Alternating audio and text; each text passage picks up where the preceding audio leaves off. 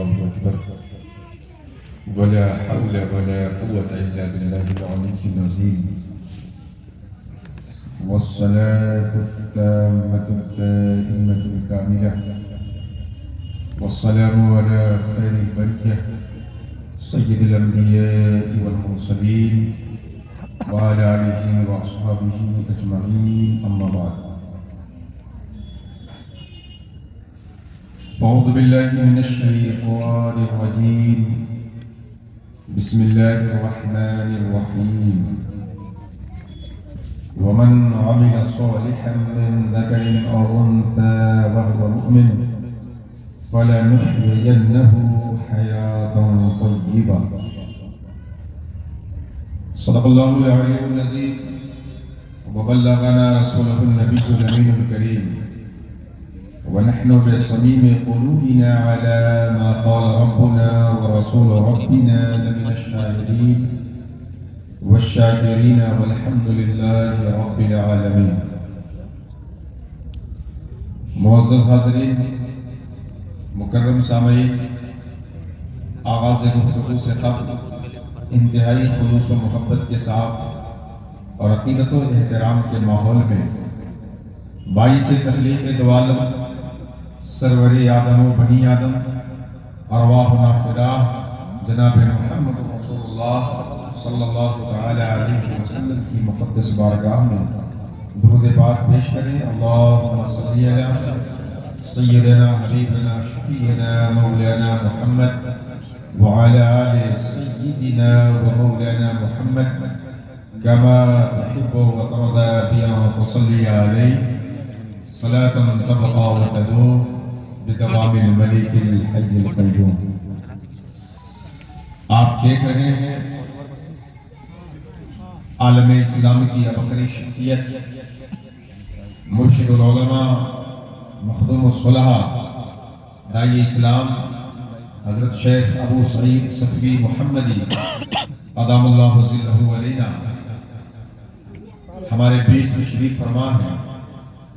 اس علاقے میں حضور کی آمد پہ ہم تمام لوگ اپنے دل کی عطا گرائی سے حضرت کا استقبال کرتے ہیں. ساتھ ہی ساتھ خطیب ہندوستان، خطیب الہند، خطیب بے باک، ناصح امت، مصلح ملت حضرت علامہ عبید اللہ خان اعظمی زید علمہ و عمرہ، مولا کریم ان کو حاسدین کی حسد سے محفوظ رکھے اور عمر میں برکتیں عطا فرمائے. ہم ان کا استقبال کرتے ہیں اور بھرپور انداز میں ان کے مواعظ کو سننے کے لیے ہم سب تیار ہیں. آج کی اس مجلس کا انتظام و انصرام الحاج ریاض الدین صاحب نے اپنے والد گرامی حاجی عبدالرشید قادری مرحوم کے ایصال ثواب کی نیت سے کی ہے. مولا کریم کی بارگاہ میں دعا گو ہوں کہ مولا کریم ان ساری چیزوں کا صدقہ اور ثواب خصوصیت کے ساتھ حاجی صاحب کی روح کو نظر میں قبول فرمائے، ان کے گناہوں کی مغفرت فرمائے، قبر میں برزخی زندگی ان کے لیے آسان فرمائے اور اس بزم میں شرکت کو بہانہ بنا کر پروردگار ہم سب کے گناہوں کی بخشش فرمائے. آمین آمین یا رب العالمین بجاہ حبیب کا سید المرسلین علیہ وعلی آلہ افضل الصلاۃ و اجمل التسلیم. نبی کریم صلی اللہ تعالی علیہ وسلم نے فرمایا کہ میں نے تمہیں قبروں کی زیارت سے منع کیا تھا، مگر قبروں کی زیارت کرو کیونکہ قبروں کو دیکھنا آخرت کو یاد دلاتا ہے. بلا شبہ جس طرح سے قبروں کو دیکھنے سے مقصود آخرت کو یاد کرنا ہے، اسی طرح اگر ہم کسی بیمار کی عیادت کے لیے جاتے ہیں تو جہاں حق مسلمانی ادا کرتے ہیں وہی آخرت کی گھنٹیوں کو بھی آپ محسوس کر سکتے ہیں. آپ جب کسی جنازے میں شریک ہوتے ہیں تو جہاں ایک مسلمان کا دوسرے مسلمان پہ جو حق ہے اسے ادا کرتے ہیں، اسی طرح آپ اپنے لیے درس عبرت بھی اکٹھا کرتے ہیں.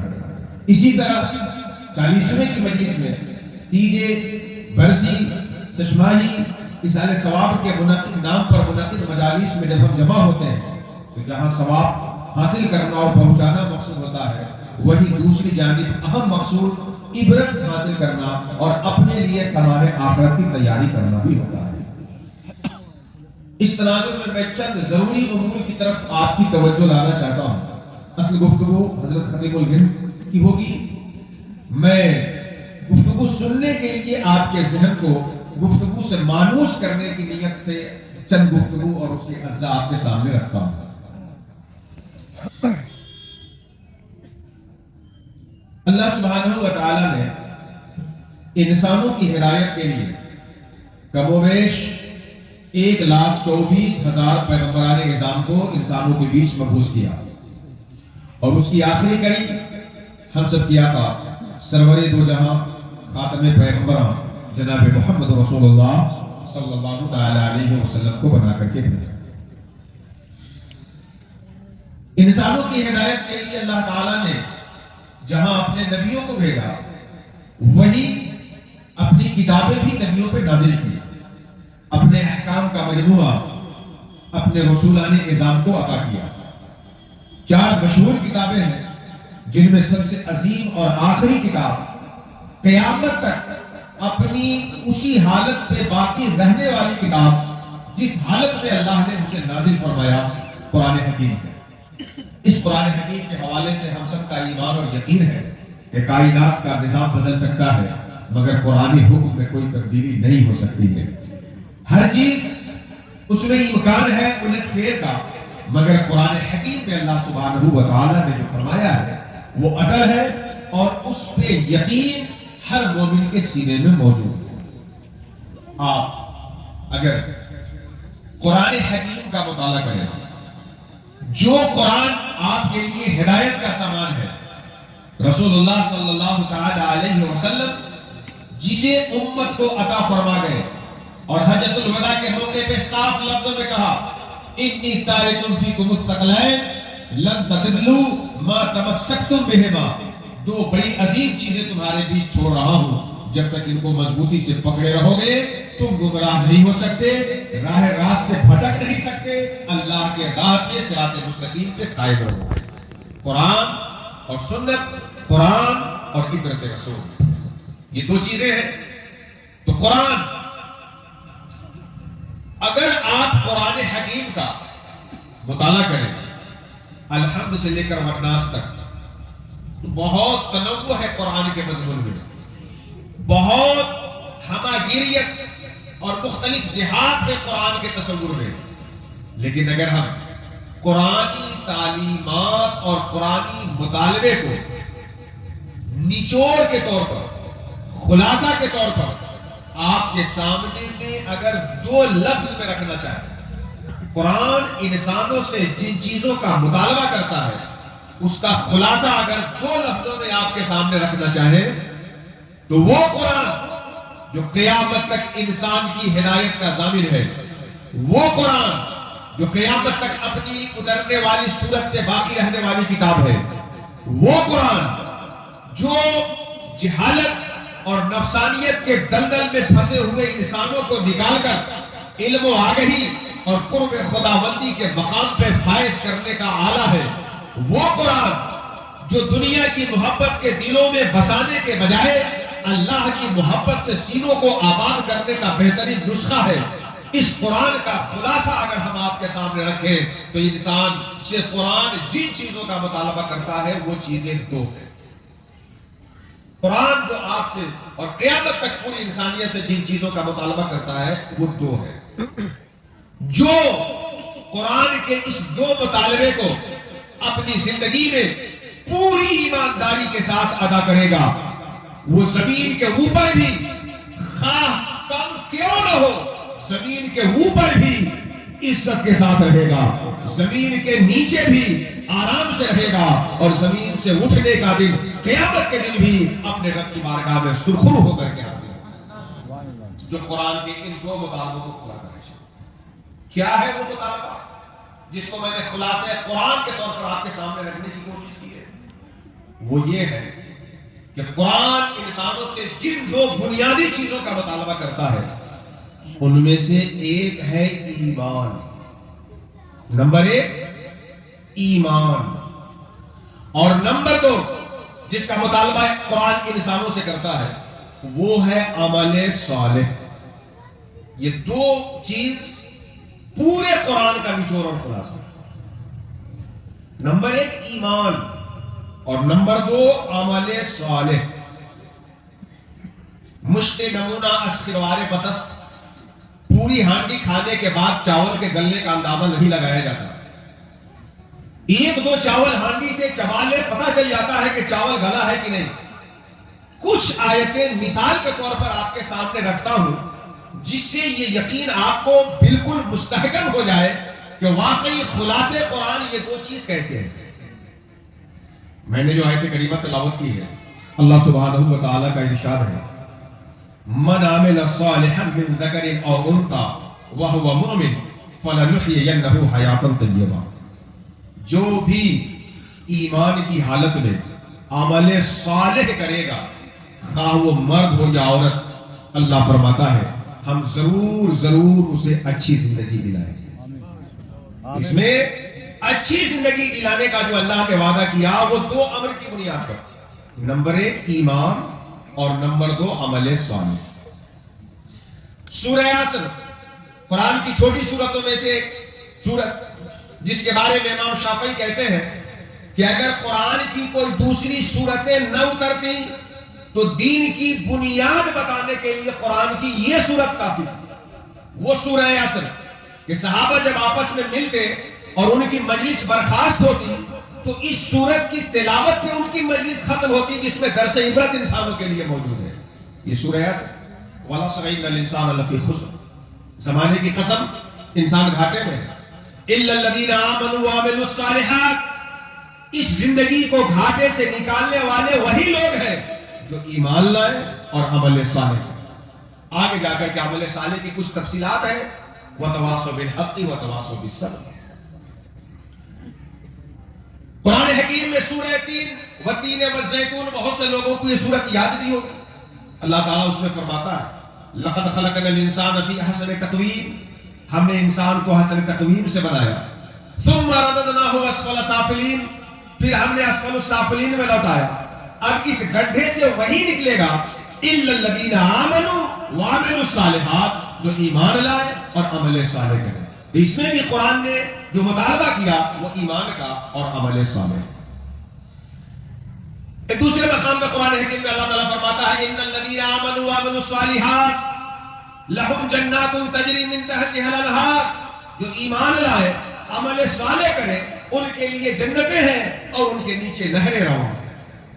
قرآن حکیم میں اگر آپ اس طرح کو دیکھتے جائیں تو قرآن حکیم نے بنیادی طور پر جس کا مطالبہ انسانوں سے کیا ہے وہ یہی 2 چیز ہے، نمبر 1 ایمان اور نمبر 2 عمل صالح۔ اب عمل صالح کی بہت ساری صورتیں ہیں، اس کی کیٹیگری ہے بہت ساری۔ نماز عمل صالح ہے، روزہ عمل صالح ہے، زکوٰۃ عمل صالح ہے، حج عمل صالح ہے، ماں باپ کی خدمت عمل صالح ہے، پڑوسی کے ساتھ حسن سلوک عمل صالح ہے، بڑوں کی عزت عمل صالح ہے، چھوٹوں پہ شفقت عمل صالح ہے، غریبوں کی مدد عمل صالح ہے، مظلوموں کی حمایت عمل صالح ہے، یتیموں کے سر پہ شفقت کے ہاتھ ڈالنا عمل صالح ہے، سماج میں دبے کچلے لوگوں کی آواز بن کر انہیں انصاف دلانا عمل صالح ہے، وزن صحیح تولنا عمل صالح ہے، ایمانداری کے ساتھ جس منصب پر ہے اس کے فرائض کو انجام دینا عمل صالح ہے۔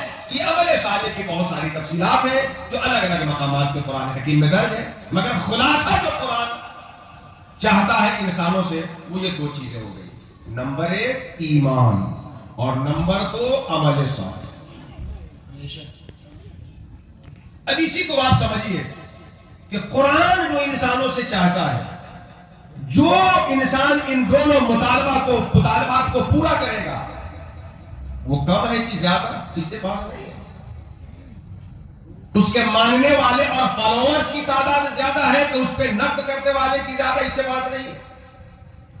جو ایمان اور عمل صالح انجام دینے والا ہوگا، اگر اس کے بھائی دشمنی سے اس شخص کو کنویں میں دھکیل دے تو اللہ اس کو کنویں سے نکال کر کے بادشاہ بنا دے گا۔ حضرت یوسف کے بھائیوں نے حضرت یوسف کو کنویں میں ڈھکیلا اور اللہ نے حضرت یوسف کو وہاں سے نکال کر مصر کا بادشاہ بنا۔ جس کے اندر یہ صفت ہوگی، اگر لوگ اس کو آگ میں ڈالیں گے تو اللہ آگ کو اس کے لیے گلزار بنا دے گا۔ جس کے لیے یہ صفت ہوگی، اگر کوئی اس کی گردن پہ چاقو چلائے، اللہ اس چاقو کو گلاب کی پنکھڑیوں سے بھی زیادہ نرم فرما دے گا۔ جو شخص ایمان اور عمل صالح اپنے اندر رکھنے والا ہو، تو یاد کیجیے حضرت موسیٰ کا واقعہ کہ ان کی ماں جس فرعون کے ڈر سے حضرت موسیٰ کو تابوت میں بند کر کے دریا کے حوالے کرتی ہے، اسی فرعون کے دربار میں اللہ حضرت موسیٰ کی پرورش کرا رہا ہے۔ جس فرعون کے ڈر سے حضرت موسیٰ کو دریا میں ڈالا گیا، اللہ وہ ہے کہ جسے چاہے تو دشمنوں کے گود میں وہ لطف عطا کر سکتا ہے جو کسی کو اس کی ماں کے گود میں عطا کیا۔ لیکن ہاں، ایمانداری کے ساتھ انسان کو اپنے اندر یہ دو صفت لانی ہوگی، نمبر 1 ایمان اور نمبر 2 عمل صالح۔ ایمان کسے کہتے ہیں؟ ایمان نام ہے تصدیق النبی بما جاء به من عند اللہ تعالی۔ اللہ کے رسول صلی اللہ تعالی علیہ وسلم اللہ رب العزت کی بارگاہ سے جو کچھ لے کر کے آئے ہیں، بلا چونو چرا، بلا کسی شرط کے، ان ساری چیزوں کو دل سے مان لینا۔ ایمان کس کا نام ہوا؟ رسول اللہ اللہ کی بارگاہ سے جو کچھ لے کے آئے اسے دل سے مان لینا۔ اللہ کا شکر ہے کہ اس نے ہمیں اور آپ کو مومن بنایا، ایمان والوں کے گھر میں پیدا کیا، ایمان والوں کے گود میں بچپنا گزارنا میسر کیا۔ دعا ہے مولا کریم ہم سب کے سینوں میں ایمان کی اس دولت کو مرتے دم تک قائم رکھے۔ لیکن اس ایمان کے بعد میں جو چیز چاہیے، جیسے ہوتی ہے نا کہ آج کل جاڑے میں آپ لوگ آگ جلا کے بیٹھتے ہیں دھوپ پھونک کے، تو جس وقت جلائے رہے ہوتے ہیں، لکڑی ڈال رہے ہوتے ہیں، اس میں خوب چنگاری ہوتی ہے۔ 2-4 گھنٹے کے بعد جب چھوڑ دیتے ہیں، آہستہ آہستہ آہستہ آہستہ آہستہ وہ شعلہ ایک مختصر سی چنگاری میں کمزور ہوتے ہوتے ہوتے ہوتے ہوتے بدل جاتا ہے۔ پھر اگر اس کے اوپر کوئی گھاس ڈال دے، لکڑی ڈال دے، 2-4 مرتبہ پھونک مار دے، تو صبح کے وقت جو مدھم سی چنگاری رہتی ہے، پھر پھونک مارنے کی وجہ سے وہ پھر شعلے جلوالا بن جاتی ہے، اور پھر جو شکوک و شبہات کے اس میں خش و خاشاک آتے ہیں، وہ قوت ایمان کی بنیاد پہ جل کے خاک ہو جائے گا۔ ایمان ہے ہم سب کو، اللہ کا شکر ہے، لیکن ایمان کے بعد میں جو یقین درکار ہے وہ مدھم سی ہوتی جا رہی ہے، اس کی لو کو تیز کرنے کی۔ ایمان کے بعد میں جو یقین چاہیے، جس طرح کا یقین چاہیے، اپنے اندر وہ لانے کی کوشش ہے۔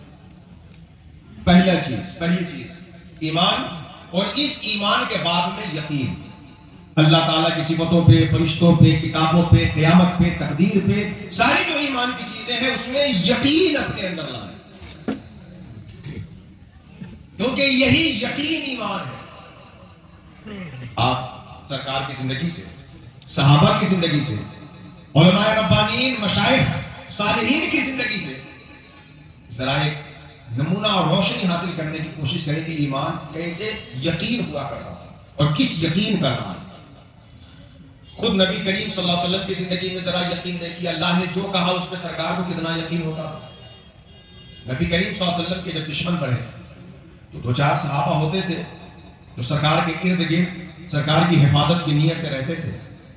جب وہ آیت اتری کہ واللہ یعصمک من الناس، مصطفیٰ آپ کا رب لوگوں سے بچائے گا، اس آیت کے نزول کے بعد نبی کریم صلی اللہ علیہ وسلم نے تمام صحابہ کو اور جو ارد گرد رہتے تھے سب کو کہہ دیا کہ آج سے اب میرے ارد گرد حفاظت کی نیت سے رہنے کی کوئی کسی کو ضرورت نہیں ہے، میرا رب تمہارا محافظ ہے، وہ میری حفاظت کرنا ہے۔ سبحان اللہ، سبحان اللہ، نعرہ تکبیر، نعرہ رسالت، فرمائے اہل سنت، ایک بہت بڑا مستشرق انگریز مفکر جب اس مقام پہ پہنچتا ہے تو وہ استشراق کو لات مار کر محمد رسول اللہ کا غلام بننے پہ مجبور ہو جاتا ہے کہ جو اتنا یقین رکھتا ہو کہ جب یہ حکم آیا کہ اللہ آپ کی حفاظت کرے گا تو اپنا باڈی گارڈ، انگ رکشک، محافظ اپنے پاس سے دور کر دے، وہ جھوٹا نبی نہیں ہو سکتا ہے، وہ سچا نبی ہوگا، تبھی تو اس یقین کی بنیاد پر اپنا محافظ ہٹا دیا۔ سبحان اللہ، سبحان اللہ۔ تو ایمان کے باب میں یقین، خود رسول اللہ نے اس یقین کو امت کو دکھایا۔ چنانچہ ایک جنگ کے موقع پہ نبی کریم صلی اللہ تعالی علیہ وسلم کہیں سے لوٹ کے آ رہے تھے، دوپہر میں کچھ تناول فرمایا اور قیلولہ کے لیے ایک درخت کے نیچے آرام فرما ہو گئے، تلوار کو درخت سے لگا دیا، ایک دشمن آیا، اس نے تلوار لی اور نبی کریم صلی اللہ تعالی علیہ وسلم کے اوپر حملہ کا ارادہ کیا۔ نبی کریم صلی اللہ علیہ وسلم کی جب آنکھ کھلی تو وہ دشمن پوچھتا ہے کہ اے محمد صلی اللہ علیہ وسلم، اس وقت میرے حملے سے آپ کو کون بچائے گا؟ نبی کریم صلی اللہ علیہ وسلم نے برداشتہ فرمایا کہ اللہ بچانے والا۔ اب آپ اندازہ لگائیے کہ دشمن تلوار لیے ہوئے گردن پہ سوار ہو، کھڑا ہو، حملے کا ارادہ کیے ہوا ہو، اس وقت سرکار کا جیسے ہی پوچھا کون بچائے گا، سرکار کہتے ہیں اللہ بچانے والا ہے۔ اس یقین کے اثر سے اس کے اوپر ایسا اثر طاری ہوا کہ تلوار اس کے ہاتھ سے گری اور نبی کریم صلی اللہ علیہ وسلم نے لے لیا اور فرمایا کہ اب بتاؤ تو کہ تمہیں کون بچائے گا میرے ہاتھ سے؟ اس نے کہا کہ آپ تو دشمنوں کو معاف کر دینے والے ہیں۔ سرکار نے فرمایا جاؤ، میں نے تمہیں معاف کر دیا۔ اس کا اثر یہ ہوا کہ وہ نبی کریم صلی اللہ علیہ وسلم پہ ایمان لایا اور کلمہ پڑھ کے مسلمان ہو گیا۔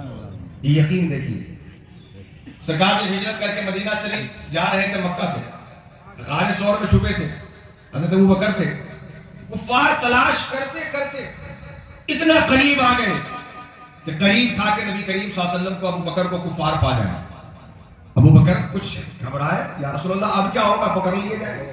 نبی کریم نے فرمایا لا تحزن ان اللہ معنا، ابوبکر ڈرنے کی کوئی ضرورت نہیں، ڈرو مت، بے شک اللہ ہمارے ساتھ ہے۔ یہ یقین اللہ سبحانہ و تعالیٰ۔ اپنے مشائخ میں سے حضرت سلطان نظام الدین اولیاء رحمۃ اللہ تعالی علیہ،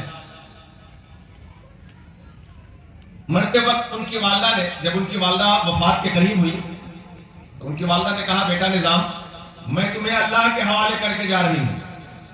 سلطان جی بعد میں کہا کرتے کہ میری ماں نے جو مجھے اللہ کے حوالے کیا، اس سے میرے دل کو اتنا اطمینان ملا کہ جتنا اطمینان اس سے نہیں ملتا کہ اگر میری ماں کہتی کہ بیٹا نظام بغل والا جو کمرہ ہے پورا سونے جواہرات سے بھرا ہوا ہے، تمہارے لیے چھوڑ کے جا رہی ہوں۔ واہ واہ واہ، کیا بات ہے، سبحان اللہ۔ میری ماں مرتے وقت مجھے ماں کے حوالے کر کے گئی ہے، اللہ کے حوالے کر کے گئی ہے، اور اللہ کے حوالے جب میں ہو گیا تو پھر ڈر کس بات کا؟ تو ایمان کے باب میں یقین آنا چاہیے، اور یہ یقین ہمارے اندر جگے گا کیسے؟ یہ یقین جگے گا اللہ والوں کی صحبت میں، بزرگوں کی سنگت اختیار کرنے سے۔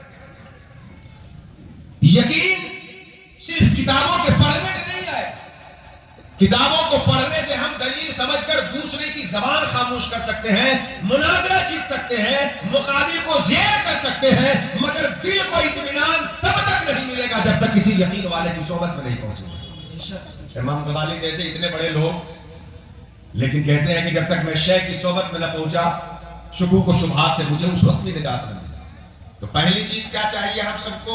اپنے ایمان کو صحیح کرنا، اس پہ یقین رکھنا۔ دوسری چیز جس کا قرآن نے انسانوں سے مطالبہ کیا، ہم سے اور آپ سے، وہ عمل صالح۔ عمل صالح، اس عمل صالح میں ایمان والے تو ہم لوگ ہیں، مگر صالح اور اچھے کام کو انجام دینے میں خوب ہلا بہانی سے کام لیتے ہیں۔ چنانچہ ہمارا اور آپ کا معاملہ تو یہ ہے کہ سامنے مسجد ہے، اذان ہو رہی ہے، نماز ہو رہی ہے، چائے پینے کے لیے 40 قدم دور چلے جائیں گے، جماعت کے لیے، نماز کے لیے مسجد نہیں جائیں۔ اب مسجد نہیں جا سکے تو کم سے کم گھر میں قضا ہونے سے بچا لے، پڑھ لے، یہ بھی نہیں۔ عمل صالح، ایمان کے بعد قرآن نے انسانوں سے جو مطالبہ کیا ہے وہ نیک کام کا مطالبہ کیا، عمل صالح کا مطالبہ کیا۔ شیطان عمل صالح کے باب میں ایمان لانے کے بعد انسان کو جو گمراہ کرتا اور بھٹکاتا ہے وہ یہ کہ سب سے پہلا نمبر وہ انسان کو اچھا کام کرنے نہیں دیتا. دوسرا نمبر جب انسان اچھا کام کرتا ہے تو اس میں ریا اور دکھاوا شامل کر کے ثواب کو کم کرنے کی کوشش کرتا ہے. اور تیسرے نمبر پر اگر اخلاص کے ساتھ انسان کام کر بھی لے تو اب جو ثواب اسے ملا ہے شیطان اس ثواب کو ضائع کرنے کی کوشش کرتا ہے. یہ 3 شیطانی حربے ہیں. نمبر 1، شیطان آپ کو نیک کام کرنے نہیں دے. برے کاموں کے لیے ایسے لوگ دوڑ کے جاتے ہیں جیسے پیسہ مل رہا ہے، اور نیک کام کے لیے بلایا جائے تو اتنی تکلیف ہوتی ہے جیسے کہ کوئی جیل میں ان کو دعوت دے رہا ہے. اولاً شیطان اچھے کاموں کی طرف آپ کو بڑھنے نہیں دے. دوسری چیز، جب شیطان عمل صالح کریں گے تو شیطان اس میں نیت خراب کر دے گا، اخلاص کم کر دے گا جس سے ثواب کم ملے. اور تیسری چیز کہ ثواب پا بھی گئے تو شیطان کی کوشش یہ ہوتی ہے کہ جو ثواب آپ کو ملا ہے وہ باقی نہ رہے، کسی دنیا میں ضائع ہو جائے. ایسا کام آپ سے کرائے گا کہ آپ کے ثواب ختم ہو جائے. ہمیں ان تینوں مرحلوں پہ شیطانی مقابلے سے اپنے آپ کو آگے گزارنا ہے. عمل صالح کریے، اخلاص و للہیت کے ساتھ کریے، اور کام کر لینے کے بعد ان چیزوں سے بچیے جو چیزیں آپ کے ثواب کو ضائع کر دیتی ہیں. لیکن سب سے پہلے عمل صالح کہتے کسے ہیں یہ ڈیفینیشن سن لیں، پھر 3 موانع سن کے میں اپنی گفتگو کو سنا کے ختم کرتا ہوں. عمل صالح وہ کام جسے اللہ نے کرنے کو کہا ہے، رسول اللہ کی سنت کے مطابق آپ کریے اور اللہ کی خوشی کے لیے کریے تو وہ عمل صالح کہلاتا ہے. اللہ نے کرنے کو کہا، اس کو سنت رسول کے مطابق کریے اور اللہ کی خوشی کے لیے کریے. یہ 3 اہم پارٹس ہو گئے عمل صالح کے. نماز اللہ نے پڑھنے کو کہا، روزہ رکھنے کو کہا، زکات دینے کو کہا، اس کو کریے. کیسے؟ سنت رسول کے مطابق.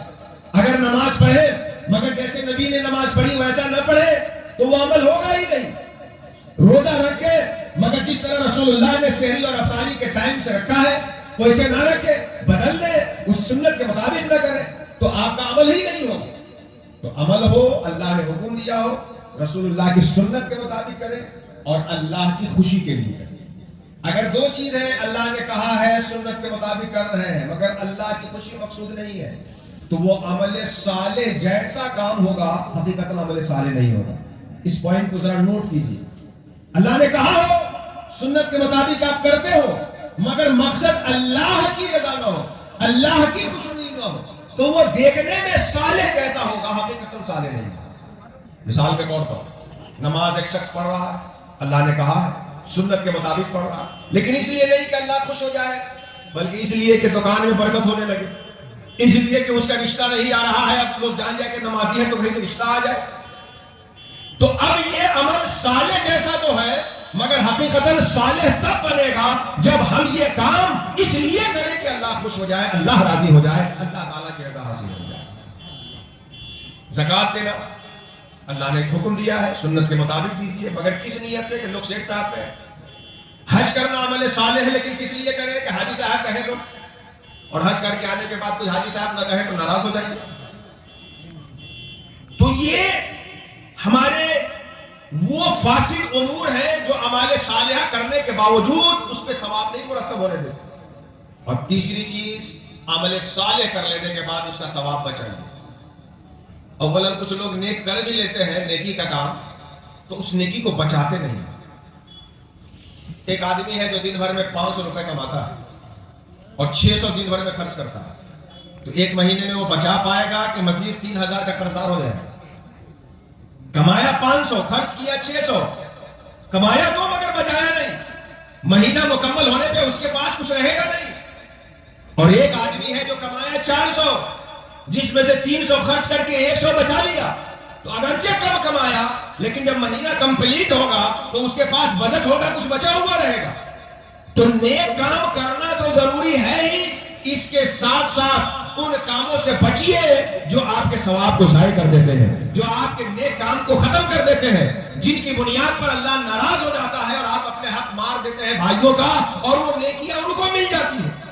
تو نیک کام کرنے کے بعد دوسرا کام یہ ہونا چاہیے کہ ہم اپنی نیکیوں کو بچائیں. نیکیوں کو کیسے بچائیں؟ نیکیوں کو بچانے کے لیے حدیث شریف میں آیا کہ اگر آپ کسی کی غیبت کر رہے ہیں تو آپ نے جس کی غیبت کی ہے آپ کا ثواب اس کے نام اعمال میں چلا جائے.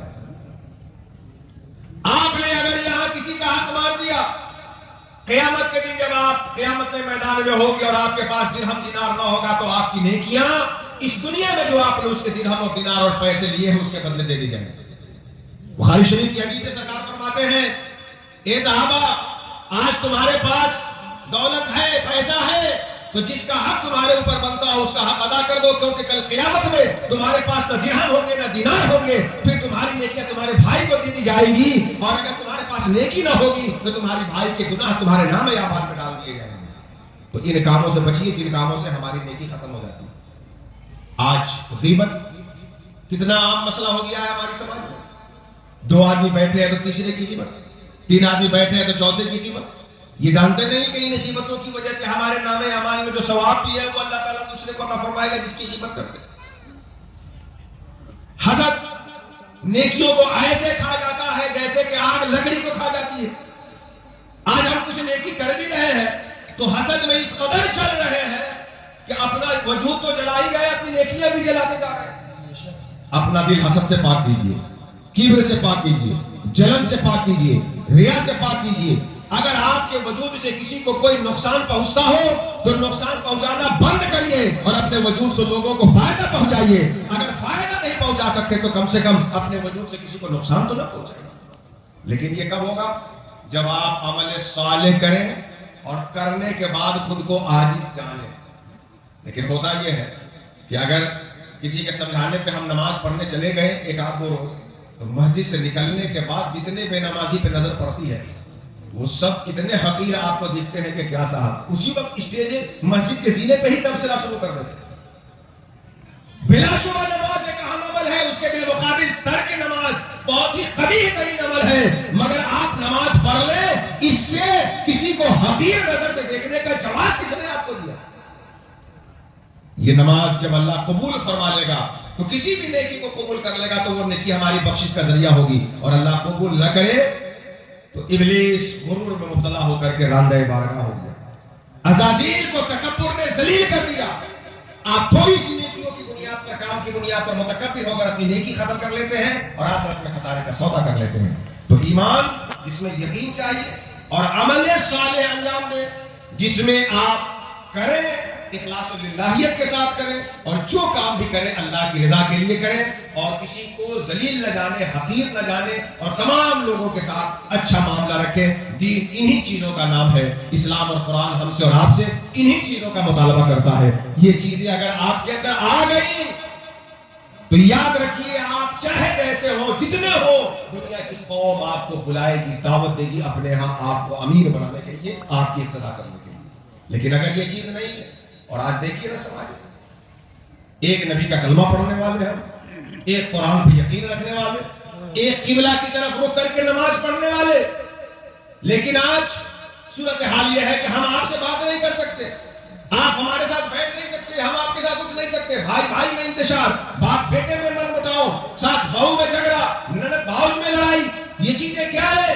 اسلام تو وہ ہے کہ جب رسول اللہ مدینہ جاتے ہیں تو اوس و خزرج جن کے بیچ صدیوں سے لڑائی کی تاریخی پرانی روایت قائم تھی، رسول اللہ نے دونوں کو ایک دوسرے کے ساتھ ایسا ملایا کہ کل تک جو ایک دوسرے کے خون کے پیاسے تھے اب دوسرے کے اوپر اپنی جان نشاور کرنے والے بن گئے. اس قوت اسلامی کو اپنے اندر بیدار کیجئے تاکہ آپ اللہ کے نزدیک بھی معزز ہو سکے، اللہ کے بندوں میں بھی آپ کو عزت مل سکے. مولا کریم ہمیں کہنے سے، آپ کو سننے سے کہیں زیادہ عمل کی توفیق عطا فرمائے. آمین. وما علینا الا البلاغ المبین. السلام علیکم.